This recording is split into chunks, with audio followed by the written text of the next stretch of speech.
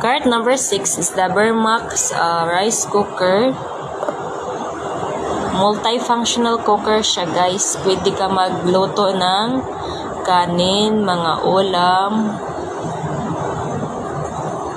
Mini yan, guys. Mini potable rice cooker. Vermax brand. Cart number 6. Maganda yan, guys. Naka-flash sale sila ngayon. 389 flash sale. Andyan yan sa aking video, guys. Tingnan nyo. Meron akong Vermax. Maganda yan, guys. Mini for solo living. Diba? Pwede ka na magsaing ng mga 2 cups. Pwede ka magluto ng prito. Non-sticky siya, guys.